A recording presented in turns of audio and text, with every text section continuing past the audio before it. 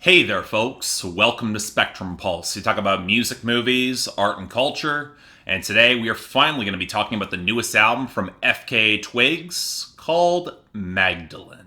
So the last time I reviewed FKA Twigs didn't really go well. And again, it's one of those cases where, of course, there was going to be backlash, but it did feel a little bit unfair this time. I wanted to like a lot of what I had heard on LP1. I recognized that it was genre-pushing and beautifully sung and featured some pretty fascinating and layered lyrical content, but tonally it just didn't click for me. And I've re-listened to that album plenty of times in the years trying to really get into it, with the assumption that as I learned more about experimental music and R&B, it would click more strongly. And yet musically it just didn't. Hell, even though I wasn't really covering EPs in 2015, I tried giving Melissa a chance as well over the years. And while I was more accustomed to the sonic palette she was using there, you can really hear the fingerprints of Boots all over it, in a similar way to how Arca's influence colored LP1, but it just didn't grip me, a project I respected a hell of a lot more than I actually liked. Which, yes, can happen with experimental music, and I've always found backlash for that a little bit misguided. Not all art clicks for everyone, and hey, if I want to like as much as I do, I shouldn't get hate for that. And thus I was kind of reticent to cover this new album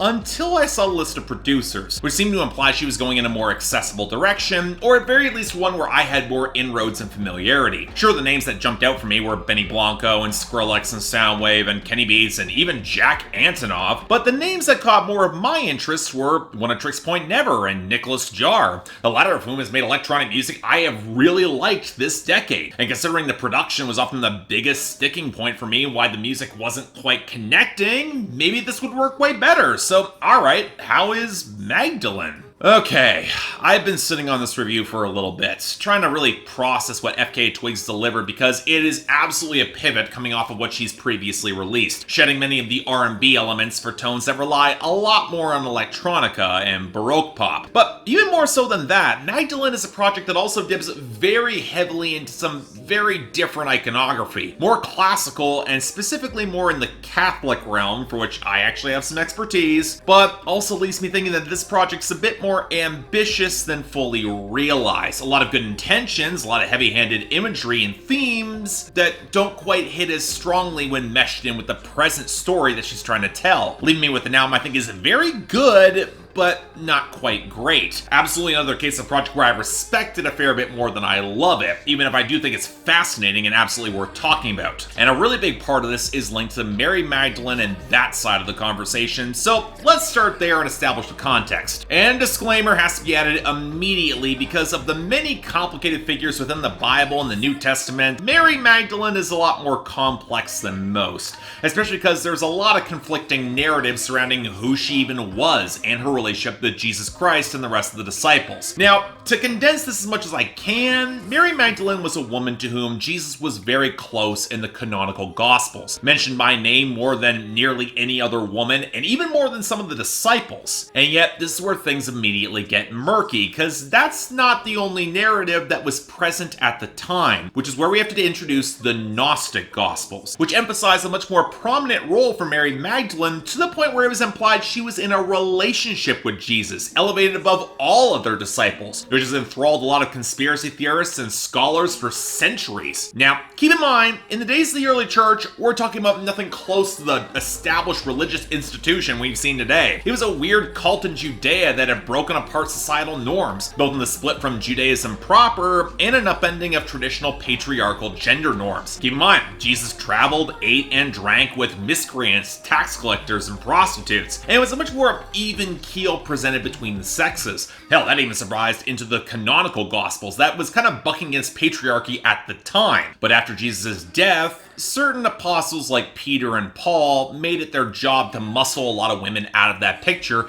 and into a much more subservient role within the church. You see a lot of evidence, sadly, in Paul's letters, and sadly that's stuck around to this day. And as such, the Gospels emphasizing Jesus' more intimate relationships, whatever they might be, they were often branded as heresy or Gnostic, implying more secretive, implying a revelation. Now, all this made all the more complicated by the fact that all the Gospels written by men decades or even centuries after Jesus' life, both canonical and Gnostic. And there's been furious debate between scholars how much of any of it's really historically valid. And none of this is helped out by the Gospel of Mary, which was written around that time, a Gnostic text not written by her, but possibly about Mary Magdalene that centers the feminine perspective as a point against traditional patriarchal Catholic orthodoxy. And how much of any of it can really be believed as more than just historical fan fiction? Look, these are texts from thousands of years ago. Not a lot of it is historically confirmed or agreed upon. So okay, why is any of this relevant? Well, when you consider the canonical Catholic Gospels or what's been believed for hundreds upon hundreds of years, you start realizing you're only getting a fraction of the picture when the Gnostic Gospels were there at the time. And at least a portion of that canonical picture is propaganda, or at the very least slanted in a specific direction. And that's before we include the text published in the Middle Ages, which not only became the sort of extremely silly historical fanfiction that's almost too stupid to be believed, but also pushed forward an increasingly ahistorical narrative that's nevertheless gone on to influence the Dan Browns of the world, which you can kind of tell that FKA Twigs knows when you look at the text of this album and the themes she's trying to present. Case in point,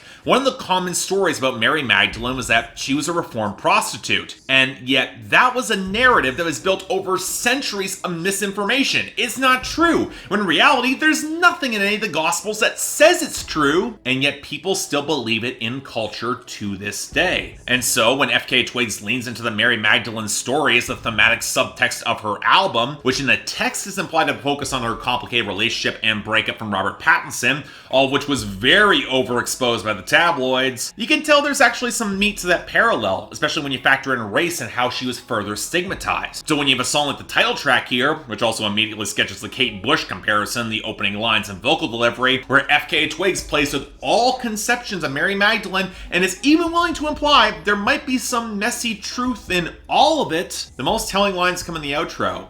You didn't hear me when I told you. And that's at the root of what I really do like about the writing of this album. Not an excuse for her flaws or failings or bad decisions, but asserting that she deserves a role in telling her own damn story in her art. And whether it's reliable enough, well, that's up to how much you believe. It just only becomes kind of frustrating that when you try to sketch out more of that story, it's frustratingly fractured, both in the lyrics and the production. I focus so much on that Mary Magdalene connection early on to the themes because when you step away from it, the album starts feeling more tenuous in its reliance on subtext for more of its deeper punch. From the saturation of FKA Twigs' depression across Sad Day and especially Daybed, to the mixed framing of sexual release on Holy Terrain, which, yes, it kind of makes sense that she got Future to play the darker id. I'm shocked she got him. But his presence also feels glaringly out of place with the starkly feminine vibe of the entire project that calls upon Bjork and Kate Bush. And his verse, it's not all that far removed from the nihilistic wallow that all his verses really are. But more to the point, when you start trying to assemble all the disparate elements of the breakup that's described in the text, it doesn't really build to more of a revelation or fuse all that well with a heavier Mary Magdalene story outside of lingering affection that she's clinging to despite a mess of selfishness, miscommunication, and lies. Which doesn't really jive with the Mary Magdalene that we know, but it does make sense in a very self-contained human story of frailty that, yeah, it's tenuous, both historical and otherwise. And then we also run in headlong to the production, which is strained to split the difference between spare, atmospheric but intense intimacy, and bombast that's damn near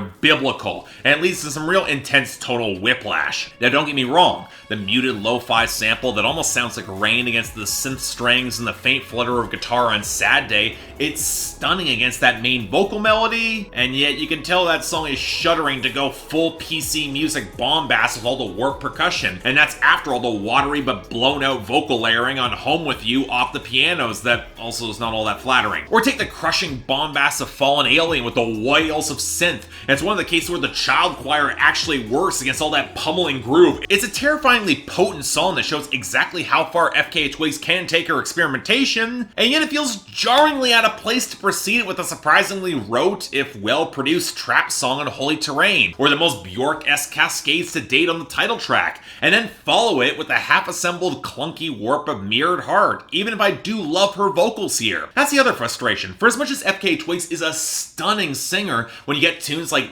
daybed with the spare off-key warbles from One of Tricks Point Never. I'm just stuck wondering if she'd be better off chasing weirdness with alien tones that are nevertheless on key for her to match her delivery, rather than just a more restrained melody that's just kind of off with respect to her. It's one reason why I like all the classical allusions behind Thousand Eyes in the title track as much as I do, even if they are very blatantly Kate Bush and Bjork inspired. But that's the thing. I get the feeling that FKA Twigs is entirely aware of all the parallels and contradictions of her storytelling and choice of theme, capturing the intimacy of human angst and love, then swollen to greater meaning by the masses seeking to claim and define a narrative that they do not grasp but they want to possess. If you want a description of religion, I'm not sure there's much better. But there was always going to be incredible tension between the weight of that history and humanity swallowed up within it, and while FKA Twigs is a performer strong enough to hold that tension, the production, especially the writing, doesn't really hit that same balance. And while individual moments absolutely get there and stand among some of her best ever songs, Sad Day, title track, Fallen Alien, the album as a whole just feels too diffuse and unbalanced to really knock it out of the park, which is why I'm giving this an extremely strong 7 out of 10 and a recommendation, but not a full-fledged one. Still, it's fascinating. It's absolutely challenging though of a listen, especially if you know your Christian Apocrypha,